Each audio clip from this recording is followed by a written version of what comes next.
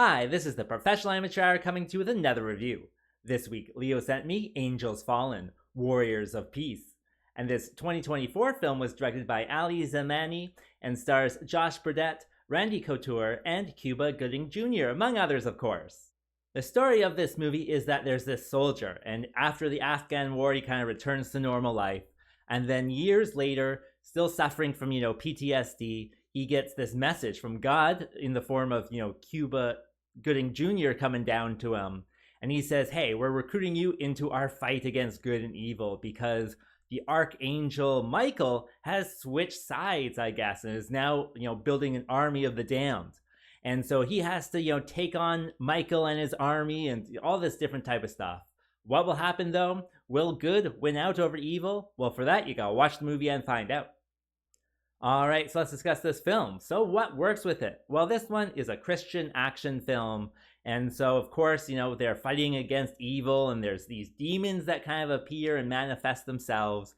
And I gotta say, the demons work well.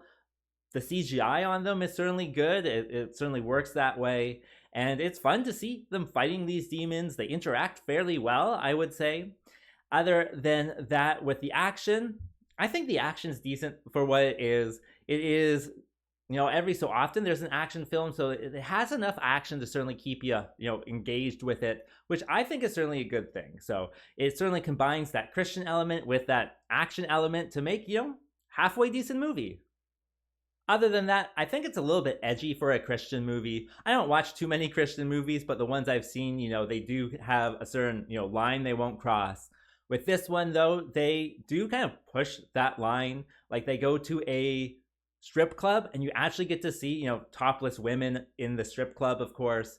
And so there is this edginess to it that just kind of, I would say, makes it a little bit more interesting than just, a standard kind of Christian movie. So, yeah, that's another plus.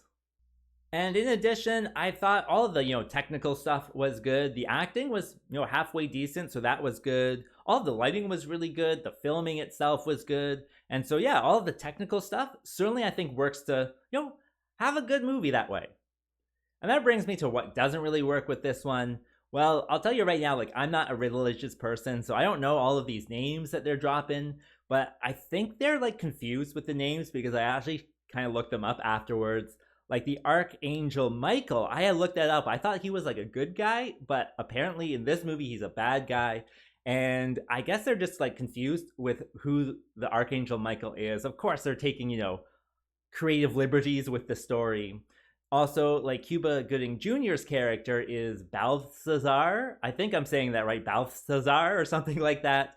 And I had to look up who that was because I was like, what is this angel called Balthazar? It turns out it's a wise man, and I'm like, that doesn't, why would a wise man, have those powers? I always thought, if you go to heaven, you don't get to become an angel, only the angels are angels, And so that was just one of those things where it was just, strange. Even if you're into, the religious aspect of it all, with all the different names and whatnot, it just seems like they're kind of misplaced inside the story. They could have easily just switched out the names to be, whatever, and had it be very consistent with the Bible.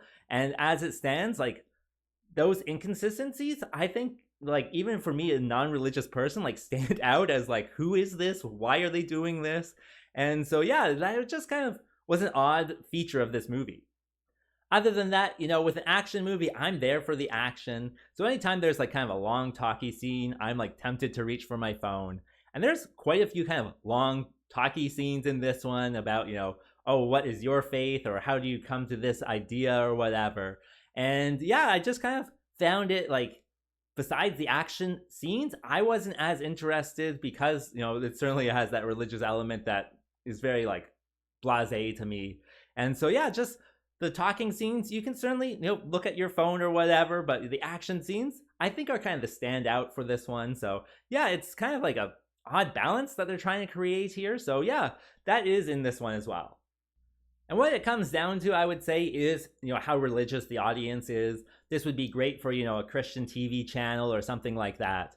But for just, a general audience, I don't think that many people would be interested because it's so heavy-handed in its religious aspects. And even then, with my limited knowledge of religion, I could kind of ask questions about why is the Archangel Michael doing all of this type of stuff.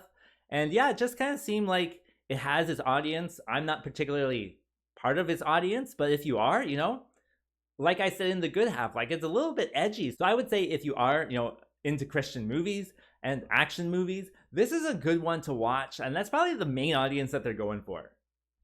As for a rating, ultimately it was just kind of an average movie for me, so I'll give it the average score of 5.